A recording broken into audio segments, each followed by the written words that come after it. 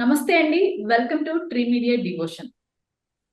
ఈరోజు మనతో సరస్వతి పుత్రులు అవధాని మేడసాని మోహన్ గారు ఉన్నారు. సార్ నమస్తే. నమస్కారం అమ్మా. నమస్కారం. సార్ సెప్టెంబర్ 5న ఉపాధ్యాయుల దినోత్సవం జరుపుకుంటున్నాము. దీనికి సంబంధించి మిమ్మల్ని స్పెషల్ ఎపిసోడ్ అడగగానే మీరు అమెరికాలో ఉన్నా కూడా మీ టైం ఇస్తున్నందుకు ముందుగా ధన్యవాదాలు సార్ మీకు. నమో నమో నమ. Yes sir. అయితే మన భారతీయ సంస్కృతి చాలా ప్రాచీనమైనది. అసలు ముఖ్యంగా ఉన్న అనుమానం ఏంటంటే మన జీవితంలో గురుస్థానం అనేది చాలా విశిష్టతతో కూడుకున్నది. అయితే అసలు ఆది గురువుగా ఎవరిని భావించాలి అంటారు? మన ప్రాచీనమైనటువంటి భారతీయ సంస్కృతిలో మనం గురుస్థానానికి చాలా ప్రాముఖ్యాన్ని ఇస్తాం. ఎందుకంటే ఈ భారతీయ సంస్కృతిని వేద సంస్కృతి అంటారు. ఇది యోగ భూమి. ఎందరో మహర్షులు, ఆచార్య పురుషులు అవతరించినటువంటి భూమి. మనకు వేదాలు, ఉపనిషత్తులే ప్రధానంగా చెప్పేది ఏమిటంటే మాతృదేవో భవ, పితృదేవో భవ, ఆచార్య దేవో భవ. అంటే గురుస్థానానికి కూడా తల్లిదండ్రులకి ఎంత ప్రాధాన్యం ఉందో అంత ప్రాధాన్యాన్ని గురుస్థానానికి కూడా మన వేదాల్లో, ఉపనిషత్తుల్లో పేర్కొన్నారు. ఇటువంటి సంప్రదాయంలో వచ్చినటువంటి వారసత్వంగా మనము ఈ గురుస్థానాన్ని గుర్తు చేసుకోవాలి, గౌరవించాలనే దృక్పథంతోనే ఆచార్య సర్వేపల్లి రాధాకృష్ణన్ గారు ఆయన వారి యొక్క జయంతి అనేది పురస్కరించుకొని ఈ ఉపాధ్యాయ దినోత్సవం, ఆయన మనకున్నటువంటి వృత్తుల్లో ఉపాధ్యాయ వృత్తి ప్రవృత్తి అనేది చాలా పవిత్రమైనటువంటిది. అందువల్ల ఈ గురుస్థానానికి మనం చాలా ప్రాధాన్యం ఇస్తాం. మనకు హైందవ సంస్కృతిలో చాలా సంప్రదాయాలు ఉన్నాయి. శైవ సంప్రదాయం, వైష్ణవ సంప్రదాయం, శాక్తేయం, ఇలా చాలా ఉన్నాయి. ఆయా సంప్రదాయాల్లో గురు పరంపరలు అవన్నీ కూడా ఉన్నాయి. శ్రీకాంత ద్రుహిణోపు మన్యుతపన స్కందేంద్ర నంద్యాదయ ప్రాచీనా గురవోపి యస్య కరుణాలేశాద్గతా గౌరవం తం గురువాది గురుం మనోజ్ఞ వపుషం మందస్మితాలంకృతం చిన్ముద్రాకృతి ముగ్ధపాణి నలిలం చిత్తే శివం కుర్మహే అని పెద్దలు చెప్పారంటే దక్షిణామూర్తే ఆది గురువు. దక్షిణామూర్తి అంటే భగవంతుడే, పరమశివుడు. శివుని యొక్క విజ్ఞాన దీప్తిమంతమైనటువంటి విరాణ్మూర్తియే దక్షిణామూర్తి. శంకర భగవత్పాదుల వారు స్తోత్రం చేశారు. ఇక శ్రీ వైష్ణవ సంప్రదాయంలో హయగ్రీవమూర్తిని ఆది గురువుగా చెప్తారు. ఖేదము లేక యజ్ఞమయ కేసరముల్ కదలంగ విస్ఫురన్ మేదుర హేషితధ్వనుల మేయములై ప్రణవ స్వరూపతన్ రోదసియొప్పుగా హయశిరోపయొప్ప యుగాంత సంహృతిని వేదములుద్ధరించిన పవిత్ర యశుండవు నీవు శ్రీనిధి అని దేవతలు శ్రీమన్నారాయణుని కీర్తించారు.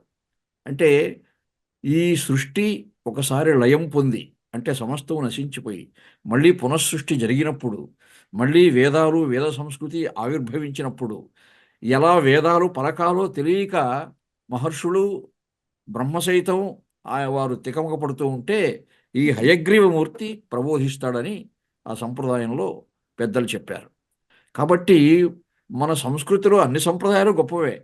శైవం కానీ, వైష్ణవం కానీ ఏవైనా గమ్యం ఒకటే. ఏకం సత్ విప్రా బహుధా వదంతి. అనేక విధాలుగా చెప్తూ ఉన్నారు పెద్దలు. కానీ ఆ పరబ్రహ్మ స్వరూపమైనటువంటి దేదీప్యమాన జగన్మంగళమూర్తి ఒక్కడే.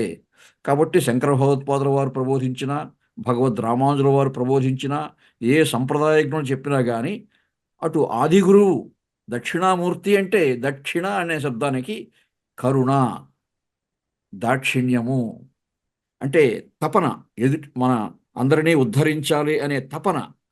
ఎలా ఉద్ధరించాలి? జ్ఞానం చేత ఉద్ధరించాలి. మన సంస్కృతిలో తల్లిదండ్రులు మనకు పాంచభౌతిక జన్మనిస్తారు. ఈ కరచరణాది అవయవాలతో కూడినటువంటి, ఇంద్రియ శక్తులతో కూడినటువంటి ఒక విగ్రహాన్ని మన ఈ జన్మకు ఉపాధిమాతంగా శరీరాన్ని ఇస్తున్నారు.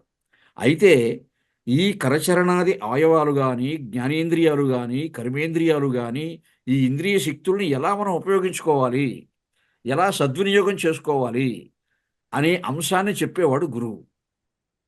గుకార హ్యంతకార స్యాత్ రుకారస్తన్ నిరోధక. ఉమ్, మనలో ఉన్నటువంటి అజ్ఞానాంధకారం, మనం అసత్యాన్ని సత్యంగా అనుకుంటాం, అజ్ఞానాన్ని జ్ఞానంగా అనుకుంటాం. అది మన భ్రాంతి. ఈ భ్రాంతిని పోగొట్టేవాడు ఎవడు? పోగొట్టి జ్ఞానజన్మ, పాంచభౌతిక జన్మతో పాటు మనకు జ్ఞానజన్మ అనే అంశం మనసులో ప్రవేశించినప్పుడే జ్ఞా జ్ఞానినస్తత్వదర్శిన, జ్ఞానితో సమానమైంది లేదు, జ్ఞానంతో సమానమైంది లేదు ఈ సృష్టిలో అని చెప్పారు అన్నమాచార్యుల వారు కూడా. ఎన్నో ఐశ్వర్యాలు లోకంలో ఉన్నాయి కానీ జ్ఞానాన్ని మించిన ఐశ్వర్యం లేదు. తానే తానే ఇందరి గురుడు, సానబట్టిన భోగి జ్ఞానయోగి అంటాడు వెంకటేశ్వర స్వామిని. ఉమ్, అంటే జీవుల యొక్క జ్ఞాన ఖడ్గాన్ని పదును పెట్టి మనకిస్తాడు భగవంతుడు, ఇస్తాడు మనకి.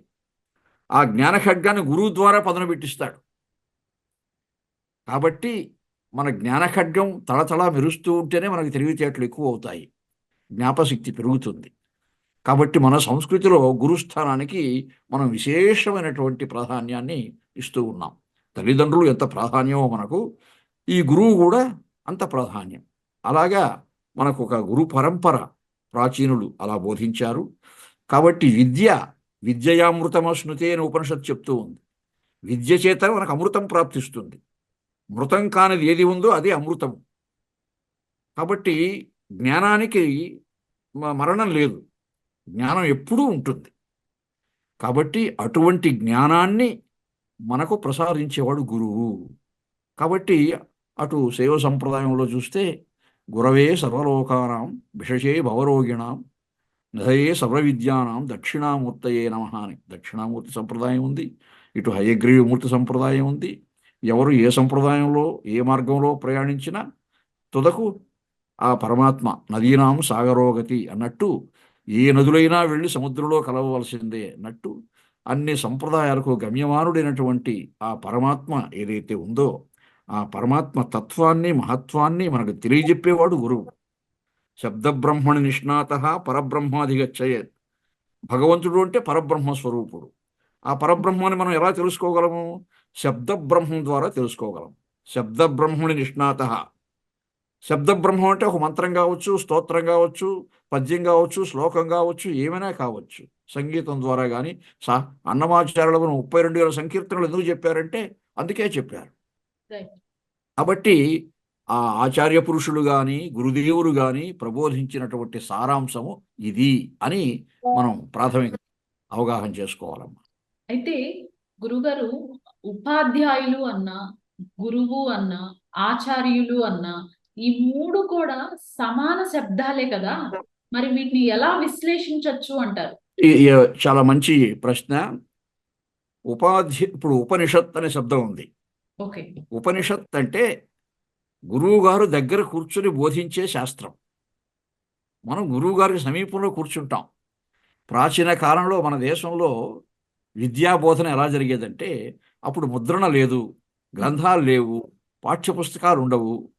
కాబట్టి ఎలా చెప్తారు గురువు గారు చదువు విద్యార్థికి? ముఖే ముఖే సరస్వతి అన్నారు. గురువుగారు వల్లెవేస్తూ ఉంటే పాఠాన్ని శిష్యుడు తిరిగి అప్పచెప్తూ ఉండాలి. మహింన పారం తే పరమ విదుషో యజ్ఞ సదృశీ అని గురువుగారు అంటారు అనుకోండి. అదే వాక్యాన్ని మళ్ళీ శిష్యుడు వల్లెవేస్తూ ఆ వల్లెవేసినటువంటి ఒక తన్మయత్వంతోనే ధారణ సాధిస్తారు శిష్యులు గురువుగారు చెప్తూ ఉంటే. ఉపాధ్యాయుడు అంటే అధ్యాయుడు అంటే అధ్యయనం చేయించేవాడు, ఉపాధ్యాయుడు అంటే దగ్గర కూర్చొని చదివించేవాడు. సమీపస్థుడై కూర్చొని నాయన ఇలా చదవాలి, ఇలా కంఠస్థం చేయాలి, ఇలా ధారణ చేయాలి అని చెప్పేవాడు. మాకు చెప్పినటువంటి గురువు గారులు పాఠం చెప్పేటప్పుడు ఒక పద్యం కానీ శ్లోకం కానీ చెప్తే పూర్తిగా చెప్పి, అయ్యా ముందు ఈ పద్యాన్ని 4 పాదాలు ఉన్నప్పుడు ఏ పాదానికి ఆ పాదం ముందు బాగా చదువుకోవాలి, తరువాత ప్రతి శబ్దాన్ని చదువుకోవాలి, తర్వాత ప్రతి అక్షరాన్ని చదువుకోవాలి. అంటే స్థూలంగా చదవాలి, సూక్ష్మంగా చదవాలి. అంటే పాదాలు అన్నీ చదివినప్పుడు, శబ్దాలన్నీ చదివినప్పుడు, అక్షరాలన్నీ చదివినప్పుడు తప్పకుండా ధారణ అయిపోతుంది ఆ శ్లోకం. అది ఉపాధ్యాయుడు. గురువు అంటే ఇంకొంత అధ్యాత్మ చింతనతో కూడినటువంటి శబ్దం అది. గురువు గారంటే ఒక మంత్రోపదేశం చేస్తారు, చెవిలో చెప్తారు. అలా మనం గురువు అంటాము. అన్నమాచార్యుల వారు ఈ సమస్త సృష్టికి భగవంతుడే గురువు అంటాడు.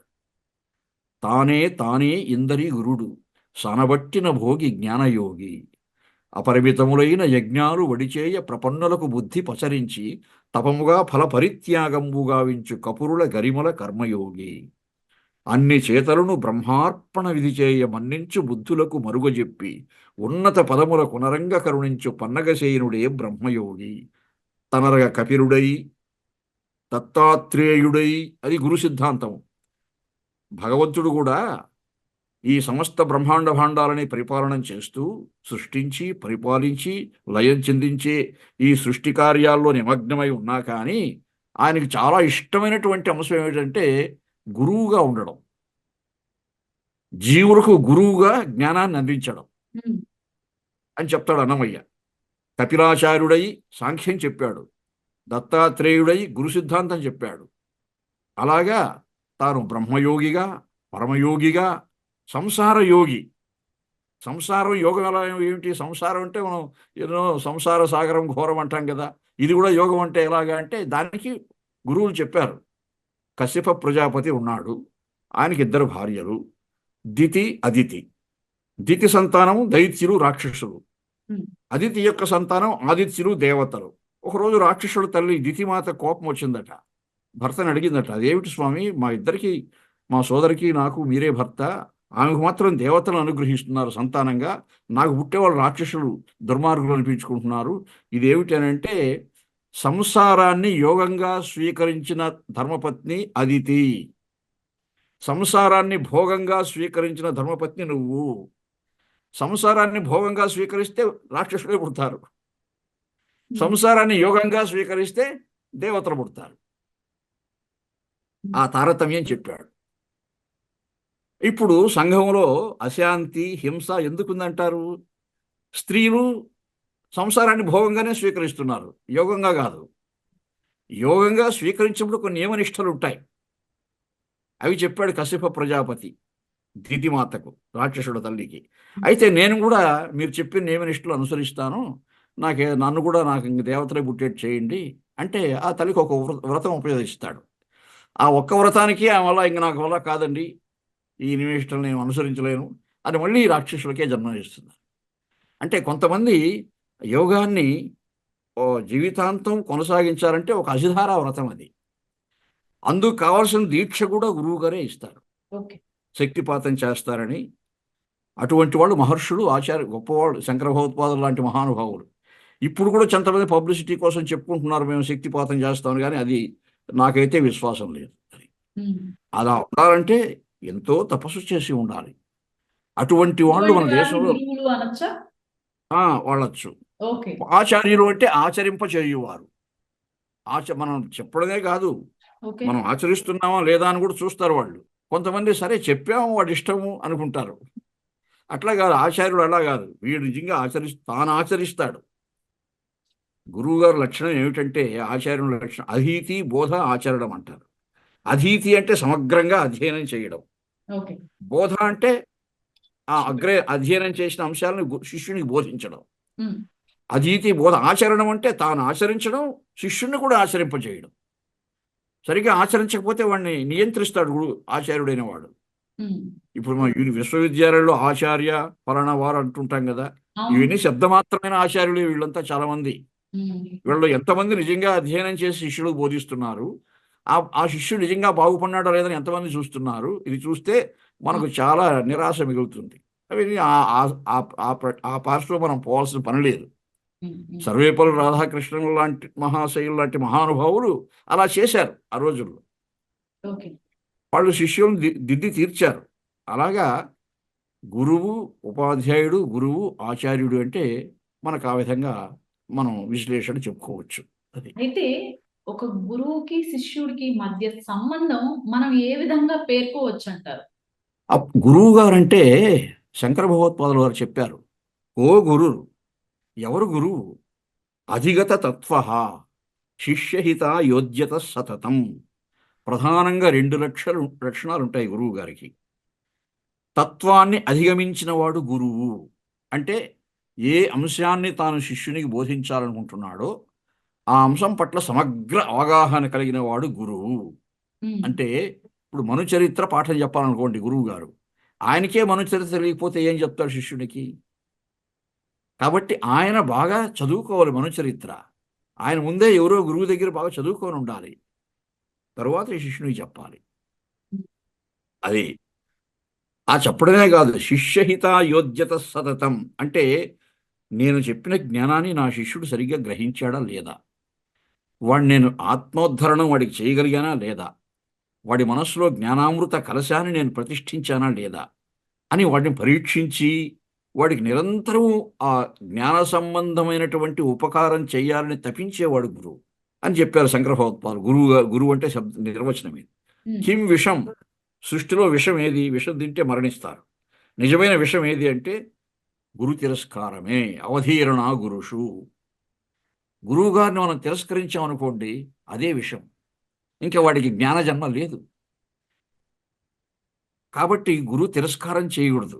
అలా చేయనివాడు శిష్యుడిని, మంచి గురువును ఆరాధించేవాడు. ఇప్పుడు శ్రీకృష్ణ భగవానుడు, అర్జునుడు ఉన్నారు.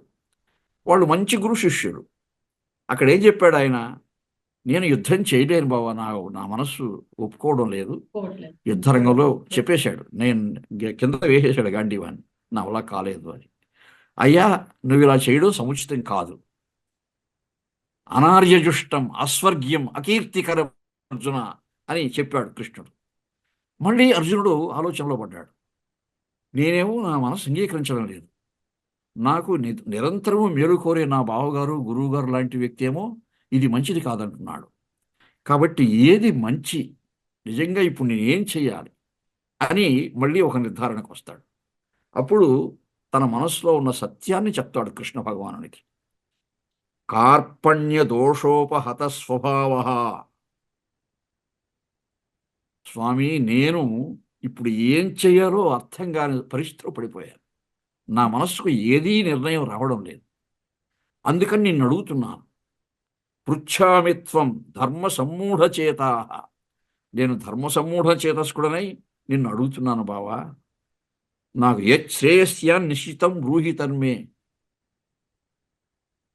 కార్పణ్య దోషోపహత స్వభావ పృచ్ఛామిత్వం ధర్మ సమ్మూఢ చేతా యశ్రేయస్యా నిశ్చితం బ్రూహి తన్మే. ఎందుకు అడుగుతున్నాను అలాగా?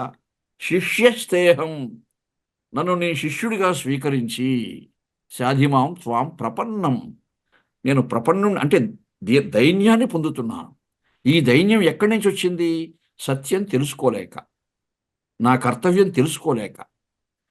చెయ్యకూడదు యుద్ధము అని నాకు అనిపిస్తూ ఉంది, ఎందుకంటే అపారమైన కరుణ ఉద్బుద్ధం అవుతుంది నా మనసులో. నేను బంధువులను చంపలేను, గురువులను చంపలేను, యుద్ధం చేయలేను, బాణం వేయలేను వాళ్ళపైన. ఆ కాఠిన్యానికి నా మనసు పోవడానికి అంగీకరించడం లేదు. ప్రపన్నం, అటువంటి దైన్యం వస్తుంది నా మనసులోకి. ఈ దైన్యం ఎలా నువ్వు పోగొడతావు?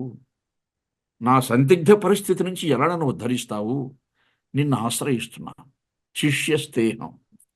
అలా గురు శిష్యుల సంబంధం అలా ఉండాలి.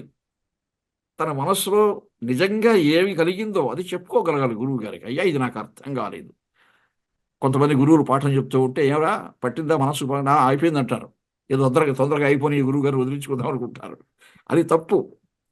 మనకు నిశ్చలమైనటువంటి నిశ్చితమైనటువంటి పరిజ్ఞానం మనసులో కలిగేంత వరకు కూడా గురువుగారిని ఆశ్రయించి పరిప్రశ్నేన సేవయ, మనకి ఇంకా సందేహాలు వస్తూ ఉంటే కూడా ప్రశ్నించి మనం తెలుసుకొని అప్పుడు గురువు గారిని మనము ఆశ్రయించినప్పుడు గురువు గారు అప్పుడు మనకు అన్ని సందేహాలు, ఆ విధంగా 18 అధ్యాయాలు చెప్పారు కదా కృష్ణ భగవాన్ సందేహాలు తొలగించడానికి.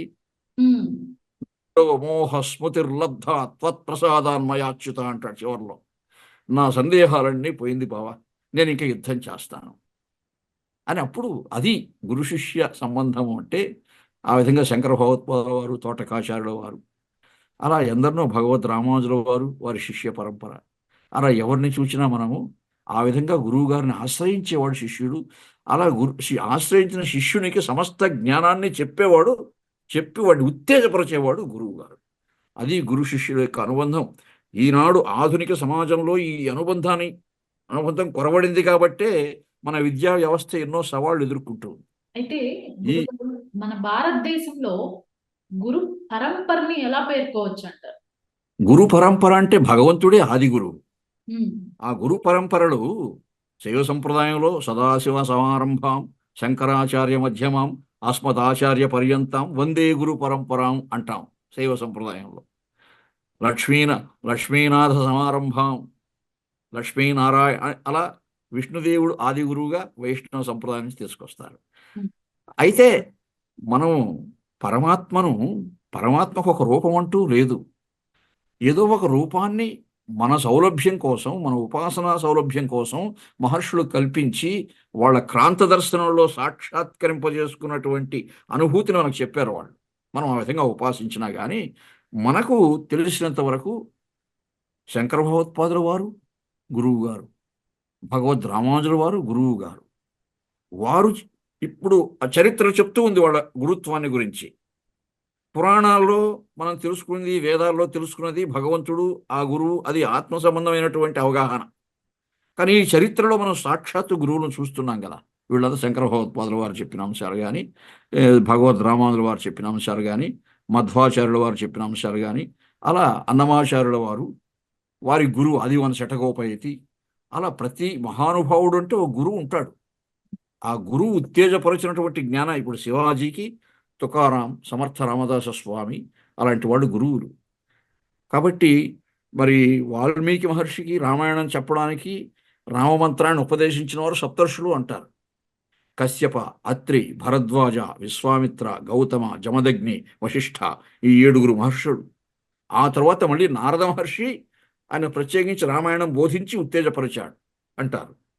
అలాగే హనుమంతుడు సూర్యభగవాను దగ్గర చదువుకున్నాడని చెప్తూ ఉంది రామాయణం. ఆ హనుమంతుని యొక్క చరిత్ర చదివితే ఆయన గురువు, ఆయన చిన్నప్పుడు బాగా అల్లరిగా ఉండేవాడని, అంజనాద్రిలో జన్మించాడని. అంజనాద్రి అంటే తిరుమలగిరిలో ఉండే అంజనాద్రి. అక్కడ చుట్టుపక్కల ఆశ్రమాల్లో మహర్షులు ఎంతోమంది ఉన్నారు. అంజనాదేవి వెళ్ళి ఆశ్రయించి, అయ్యో వీడు చాలా అల్లరమ్మ, వీడికి మేము చదువు చెప్పలేమంటారు వాళ్ళు. అప్పుడు వాడు పుట్టినరోజే ఒక పండుగ భ్రమించి సూర్యమండలాన్ని కబళించే ఉత్సాహంతో యోగశక్తితో ఎగిరాడు కాబట్టి వాడు ఒక కారణజన్ముడు అని గ్రహించాడు సూర్యభగవానుడు. నేను చెప్తానమ్మా నీ బిడ్డకి విద్య నా దగ్గర రమ్మను అన్నాడు. హనుమంతుడు ఆయన ఒప్పుకున్నాడు. అయితే సూర్యభగవానుడు చెప్పాడు, నా తైక్షణ్యాన్ని, నా వేడి భరించి నా దగ్గర చదువుకోవాలి అబ్బాయి. ఇక్కడే ఏసీ గదులు ఉండవు. ఇప్పుడు ఎన్ని సౌకర్యాలు ఉన్నాయి పిల్లలకు చెప్పండి. కానీ అప్పుడు హనుమంతుడికి ఏమీ లేవు. కానీ ఏకసంధాగ్రాహిత్వంతో నవ వ్యాకరణాలు సూర్యభగవాను దగ్గర చదువుకున్నాడు ఆయన ఆశ్రయించి. ఆయన ఆ గురు కటాక్షం కలిగింది కాబట్టే అలా ఆయన కూడా ఆయనకు రామమంత్రాన్ని అనుసంధానం చేశాడని మనకు ప్రాచీన వాంగ్మయం చెప్తూ ఉంది. కాబట్టి ఇది గురు శిష్యుల అనుబంధం. అంటే ఇటువంటి అనుబంధంతో మనం పురాణ యుగంలో, వేదయుగంలో, వేదకాలంలో ఎటువంటి గురు శిష్యులను చూచాం, చరిత్రలో ఎటువంటి గురు శిష్యులను చూచాము.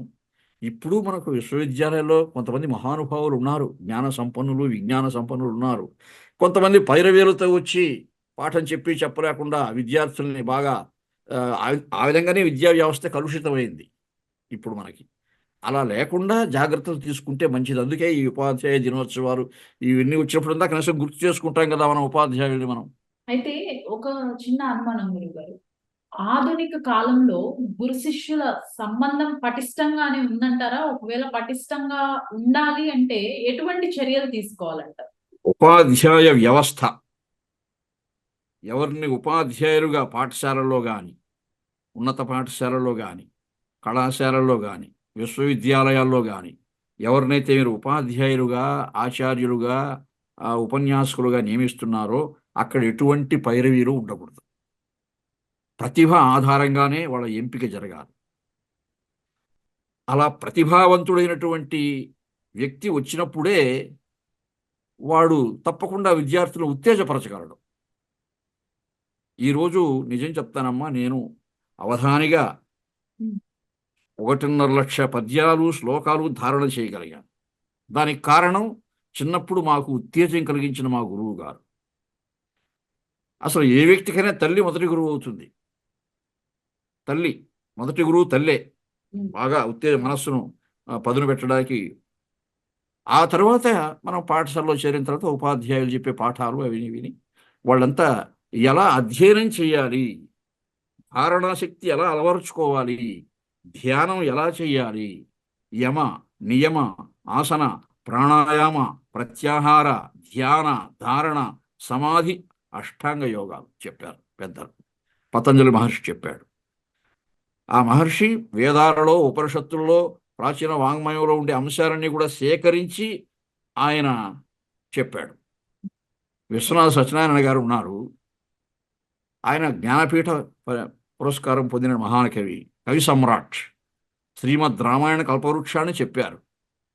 మనకు వారు రామాయణం చెప్పిన తర్వాత ఇంకా అసలు రామాయణం అంటూ ఎవరూ చెప్పలేరనే స్థితిలో చెప్పారు. అంత మహానుభావుడు. ఆయన గురువు గారిని స్తోత్రం చేశాడు.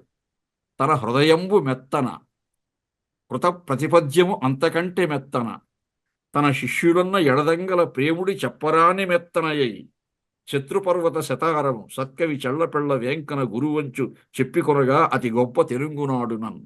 ఆ రోజుల్లో ఆంధ్రదేశంలో పలానా చెళ్లపెళ్ల వెంకట శాస్త్రి గారు మా శిష్యులు అని చెప్పుకున్నారంటే అది ఎంతో గొప్ప అని గురువు గారిని స్తోత్రం చేస్తాడు. శిష్య వాత్స అంటే ఆయన ఇక్కడ ఆధునికుడే కదా. ఆయన ఆధునికుల్లో మనం చెళ్లపల్లి వెంకట శాస్త్రి గారు, విశ్వనాథ వారు గురువులు శిష్యులు అంటే. ఇంకా ఆ తర్వాత ఇంకా చాలామంది ఉన్నారు ఆయన శిష్య పరంపర.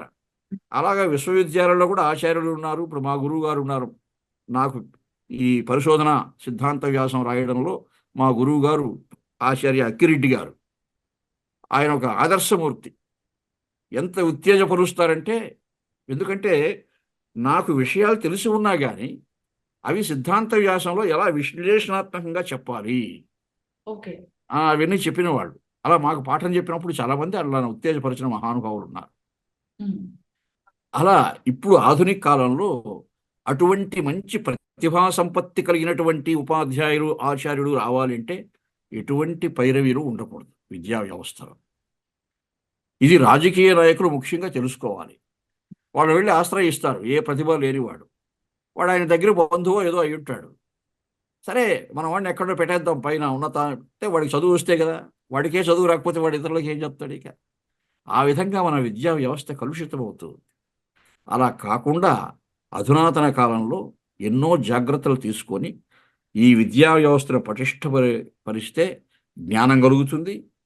జ్ఞానం కలిగినప్పుడు ఏది మంచి చెడుని స్పష్టంగా తెలుస్తుంది కదా. అవును. అప్పుడు ఎదుటివాడిని ఎవడు పీడించడు. ఎదుటివాడికి ఇంకా ఉపకారం చేయాలనే సంస్కారం ఉంటుంది వాడికి. ఉమ్, ఆ సంస్కారాన్ని చెప్పినప్పుడు వాళ్ళు తప్పకుండా అధునాతన కాలంలో ముఖ్యంగా ఆ కోణంలో మన వాళ్ళు జాగ్రత్తలు తీసుకోవాలని నేను ప్రత్యేకంగా విన్నపం చేస్తున్నాను. అయితే మోహన్ గారు, చివరి ప్రశ్న. ఇంతకు ముందు శిష్యుడు ఏదైనా తప్పు చేసినా, లేకపోతే సక్రమ మార్గంలో వెళ్ళకపోయినా, దారి తప్పుతున్నాడు అని అనిపించినా, ఏదో ఒక దండన విధించటం, చిన్న చిన్నవి ఇలాంటివి చూసేవాళ్ళు. ఇప్పుడు కనీసం మనం స్కూల్స్ లో చూస్తున్నాం, కాలేజెస్ లో చూస్తున్నాం. తప్పు చేసినా కనీసం ఒక మాట మాట్లాడితేనో, లేకపోతే నించోబెడితేనో పేరెంట్సే వెళ్ళి కంప్లైంట్స్ ఇది మార్పు రావాలి. తల్లిదండ్రుల్లో కూడా మార్పు రావాలి. మా పిల్లవాడు బాగా చదువుకోవడం మాకు ముఖ్య ఉద్దేశం, కానీ గురువు గారు దండించని తనదు బాగు కోరి తత్వంబు బోధించు గురువు తిట్టవచ్చు కొట్టవచ్చు అని చెప్పారు కదా పెద్దవాళ్ళు మనకి. కాబట్టి గురువు గారికి ఆ చనువు ఉంటుంది. మా చిన్నతనంలో ప్రాథమిక పాఠశాలలో చదువుకునే రోజుల్లో మా ఊళ్ళో అప్పుడు విద్యుత్ శక్తి లేదు, కరెంట్ లేదు. అప్పుడు మాకు ఏకోపాధ్యాయ పాఠశాల, ఒకే ఉపాధ్యాయుడు 5 తరగతులకి. రాత్రి అయితే ఒక లాంతరు వేసుకొని అన్ని వీధులు తిరిగేవాడు ఆయన. తిరిగి ఏ విద్యార్థి ఏమన్నా చదవకుండా ఉన్నాడు, రాత్రిలో చదువుకోవాలి. ఆయన పగలు పాఠాలు చెప్పి హోంవర్క్ ఇస్తే రాత్రిలో చదువుకొని అవి అప్పచెప్పడానికో ఏదో చేయాలి. ఆ పని రాత్రిలో వీడు చేస్తున్నాడా లేదా అని తెలుసుకోవడానికి తిరిగేవాడు ఆయన. ఎవడెవడు చదవడం లేదో నోట్ చేసుకుంటాడు. మరుసటి రోజు దెబ్బలు పడతాయి వాడికి. అందుకని మీ తల్లిదండ్రులే చెప్పేవాళ్ళు, రేపు నువ్వు దెబ్బలు తింటావురా మీ ఉపాధ్యాయుని దగ్గర, ముందు చదువుకోరా అని మా తల్లిదండ్రులే మమ్మల్ని ప్రోత్సహించేవాడు. వాళ్ళు అప్పుడు అడ్డుపడేవాళ్ళు కాదు ఉపాధ్యాయునికి, ఆయన కొట్టేవాడు చిన్నప్పుడు బాగా చూసి. మాకు ఆ భయం, ఉన్నత పాఠశాల వరకు ఆ భయం చూసాం మేము. కళాశాలకు వచ్చిన తర్వాత పోయింది ఆ భయం. ఎందుకంటే అక్కడ ఏం పట్టించుకోరు, వాళ్ళు ఏదో చెప్పేసి వెళ్ళిపోతుంటారు. ఈ అవును. విద్యార్థులు ఏదో ఇష్టం వచ్చి నేర్చుకుంటారు. అలాగే కళాశాల స్థాయిలో కూడా కొట్టవలసిన అవసరం లేదు, కానీ తిట్టచ్చు బాగా. ఏమయ్యా ఎందుకు వస్తున్నావు నువ్వు ఈ కళాశాలకు చదువుకోవడానికి కదా, చదువుకునే పని చేయకుండా మిగిలిన పనులు చేయడం ఏమిటి నువ్వు అని బాగా వాడిని ఆత్మపరిశీలన కలిగించే రీతిలో కనువిప్పు బాగా తిట్టచ్చు, ఏం తప్పు లేదు. అటువంటి ఉపాధ్యాయులను కూడా చూశాం మేము. ఇంకా వాళ్ళే ప్రోత్సహిస్తూ ఉంటే, వాళ్ళ చెడ్డ పనులు చెప్పి వాళ్ళ దగ్గర చేయించుకుంటూ ఉంటే ఏముంది, పాడైపోతుంది వ్యవస్థ. అలా కాకుండా తల్లిదండ్రుల్లోనూ మార్పు రావాలి, ఉపాధ్యాయుల్లోనూ మార్పు రావాలి, ముఖ్యంగా రాజకీయ నాయకుల్లో మార్పు రావాలి. పైరవీలు చేయకుండా, దుర్మార్గులందరినీ అపాయింట్ చేయకుండా కళాశాలల్లో అక్కడ మార్పు రావాలి. అది. Thank you so much Mohan గారు. విద్యా వ్యవస్థల గురించి, శిష్యుల సంబంధం గురించి చాలా చక్కగా వివరించారు. ధన్యవాదాలు. మీకు కూడా కృతజ్ఞతలమ్మా. ఎందుకంటే భగవద్దత్తమైన నా యొక్క పాండిత్యాన్ని కానీ నలుగురితో పంచుకోవాలి, మనకు తెలిసిన మంచి నలుగురికి చెప్పాలి అనే తపన ఉంటుంది. కాబట్టి అటువంటి అవకాశం ఇచ్చారు కాబట్టి మీ నిర్వాహకులందరికీ నా యొక్క కృతజ్ఞతాంజలుడు, నమస్సుమాంజలుడు. Thank you sir.